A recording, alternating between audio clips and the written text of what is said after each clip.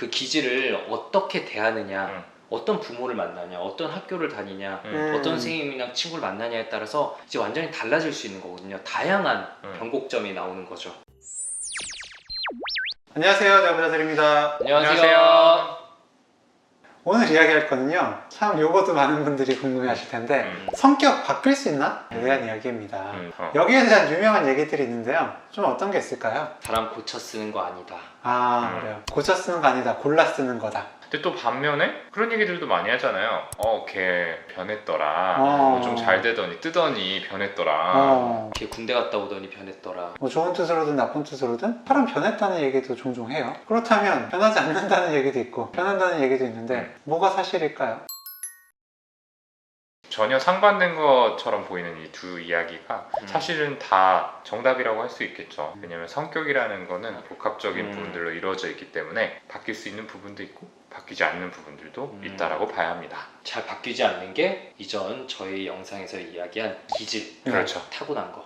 그리고 기질과 환경, 내가 살아온 이런 영향들을 받아서 성격이란 게 만들어지는데 기질은 잘 안 바뀌는 거, 성격은 바뀌는 거. 근데 우리는 이 기질과 성격을 다 통용해서 그냥 성격이라고 불러버리니까 이런 좀 혼동이 나타나게 되는 거죠. 요거를요, 제가 자주 쓰는 비유를 들어서 설명을 좀 드려보도록 하겠습니다. 저는 이 성격을요, 식성이라는 비교를 많이 해요. 우리가 기질, 이제 타고난 부분으로 하면은 미각이 있을 수가 있겠죠? 후각도 있을 수가 있고요.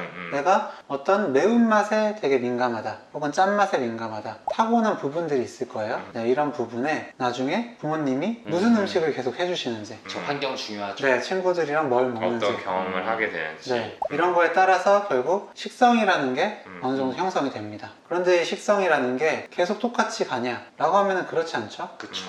만약에 결혼을 해서 생전 먹어보지 않은 어떤 음식을 먹어보게 된다. 그리고 그걸 계속 해준다. 그러면 거기에 적응을 해서 색성이 바뀌기도 하고, 뭐 다른 이유들로도 어느 정도는 바뀌어요. 근데 많이 바뀌냐 하면 또 그렇지는 않거든요. 어쨌든 그래서 이 식성이라는 게 달라질 수는 있긴 한데, 어쨌든 타고난 바뀌지 않는 부분도 있기 때문에 한계는 좀 있을 수 있다.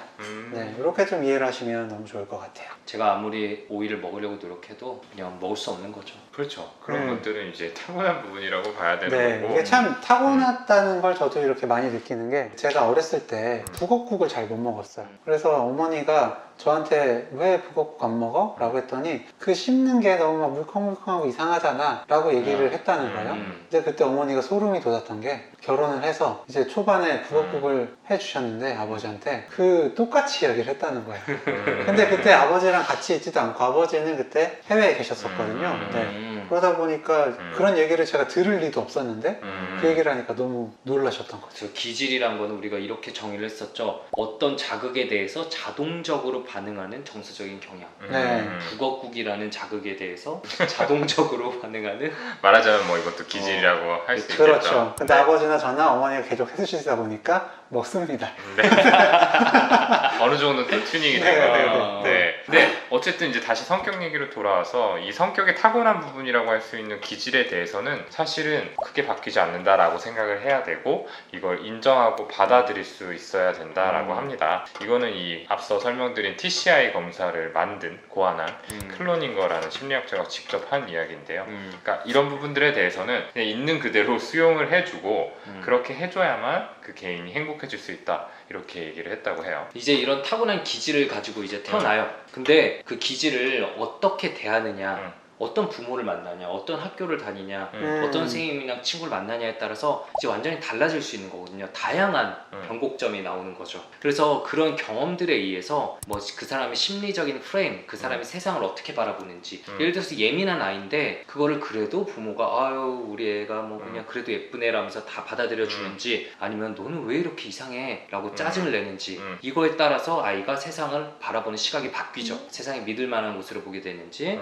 아니면은 세상을 너무 두렵고 무서운 곳으로 인식하고 피하게 되는지, 그리고 그런 상황 속에서, 스트레스 상황 속에서 아이의 방어 기제라는 게 자리 잡히게 되죠. 이런 세상을 바라보는 프레임과 방어 기제라는 거는 성격이고요. 이거는 분명히 바뀔 수 있습니다. 좀 예시를 들어서 우리가 구분을 지어볼게요. 근데 여기에 앞서서 기질, 저희가 좀 단어를 사용하고 있는 게 헷갈리실 수 있는데 복습하는 차원에서 기질 4가지가 뭐가 있었는지 잠깐 말씀을 드리고 갈게요. 자극 추구 성향, 위험 회피 성향, 사회적 민감성 성향, 마지막으로 인내력 이렇게 네 가지가 있었습니다. 이런 부분들은 타고나는 요소다. 그러니까 인내력이 많고 적고, 사회적 민감성이 높고 낮고 이런 것들은 이제 태어날 때부터 정해져 있는 부분이다라는 거죠. 다시 원래 얘기로 좀 돌아와서요. 예시를 들어볼게요.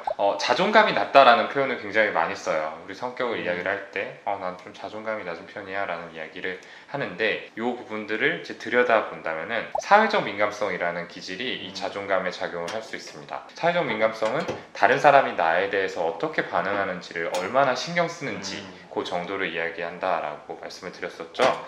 그래서 사회적 민감성이 높은 사람일수록 다른 사람들이 나한테 보여주는 어떤 행동이라든지 이야기의 영향을 더 많이 받을 겁니다. 그래서 기본적으로 이제 이런 경우에 예민하다라고도 보여줄 수가 있는 건데요. 이러한 기질을 깔고 있는 상태에서 좀 전에 김지원 선생님이 얘기했던 것처럼 나무라고 혼나고 이런 좀 부정적인 얘기들을 많이 듣게 됐을 때 이런 것들이 합쳐지게 되면은 나는 괜찮지 않은 애인가 봐, 나는 어디에서도 받아들여질 수 없어 라는 식의 생각을 형성을 하게 되고, 이게 결국에는 낮은 자존감이라고 불리우는 성격의 한 요소로 자리 잡게 되는 겁니다. 그렇죠.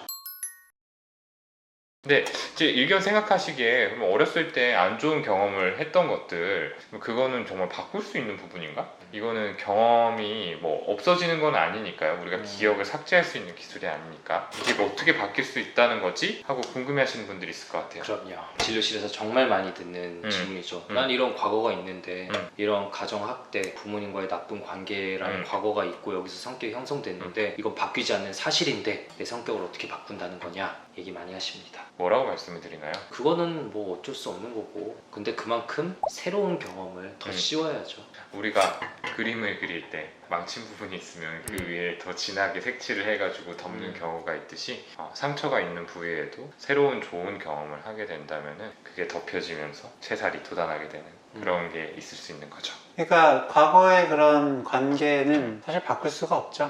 네, 하지만 새로운 관계로 그때의 기억을 좀 대체하고 세상을 보는 어떤 구조, 프레임을 좀 바꿀 수가 있는데요. 그게 상담 치료의 효과 중에 하나입니다. 그렇죠. 네, 그러니까 저희와의 관계를 통해서 내가 이런 얘기를 했을 때 집에서 엄마나 아빠는 막 혼냈는데 울지 말라고 했는데 만약 진료실에서 우는 모습을 보였을 때 우셔도 된다, 괜찮다라고 하면 맞아요. 이거는 결국 똑같은 상황에 대해서도 다르게 받아들여지는 거잖아요. 네. 어쨌든 만약에 뭐 사회적 민감성, 보상적 성향이 크신 분이라면 이걸 더 크게 느끼실 수도 있고 그 변화하는 폭도 그만큼 클 수가 있는 거죠. 맞습니다. 방금 얘기하신 것처럼 사실은 상담 치료에 있어서 더 중요한 부분이 이 치료자와 맺는 새로운 관계가 아닐까라는 생각이 들어요. 대개는 상담 치료에 기대를 하시는 게 뭔가 되게 멋진 말, 인사이트를 주는 어떤 조언 이런 것들을 생각을 하시지만 실제적으로 좀 긴 시간 치료자와 시간을 보내면서 이 사람에 대한 믿음을 갖는 것들, 그리고 이렇게 형성된 어떤 관계에 대한 좋은 기억이 기존에 안고 있던 상처를 덮는 것, 이게 참 중요한 부분이라는 생각이 들어요. 그리고 또 왜 성격이 바뀌냐 안 바뀌냐에 대해서 이렇게 이견이 있는 가장 큰 이유는요,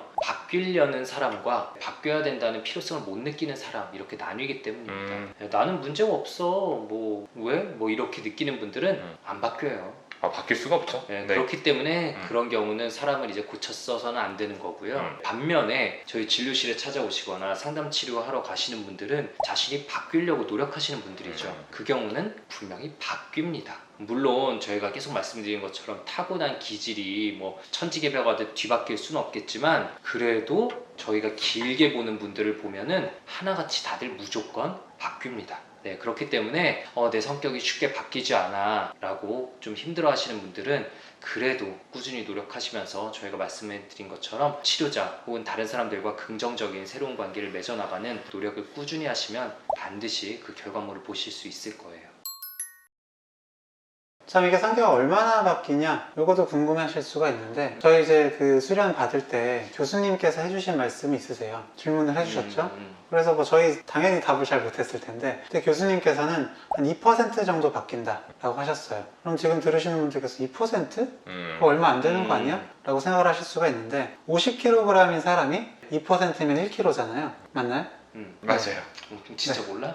진짜. 그래서 50kg인 사람이 51kg가 되거나 49kg가 되면 그거 꽤 큰 변화로 사람들이 알아차리거든요. 앞자리가 바뀌는 거죠. 네, 그러니까 바뀌지 않는 어떤 뼈, 골격 뭐 이런 것들은 이제 어쩔 수 없겠지만 1kg의 차이로도 얼마든지 효과를 볼 수가 있습니다. 오늘은 성격 과연 바뀔 수 있는가? 라는 주제를 가지고 저번 시간에 말씀드렸던 기질과 엮어가지고 좀 설명을 드려봤어요. 결론적으로는 바꿀 수 없는 부분이 있지만 또 충분히 바뀔 수 있다라는 겁니다. 성격에 대해서 고민하시는 분들 너무 미리 좌절하실 필요 없고, 다만 바뀌고자 하는 의지 그리고 긴 시간을 감내할 수 있는 끈기, 그 두 가지를 기억을 해주신다면 고민하시는 부분들도 얼마든지 변화할 수 있을 거라고 생각합니다. 저희는 다음 시간에 더 흥미롭고 유익한 콘텐츠를 들고 다시 찾아뵙도록 하겠습니다. 감사합니다. 감사합니다. 오늘 영상 조금이라도 재밌고 유익하셨다면 구독, 네, 좋아요. 댓글 쓰기, 알림 설정까지 네, 꼭 부탁드립니다. 감사합니다. 감사합니다.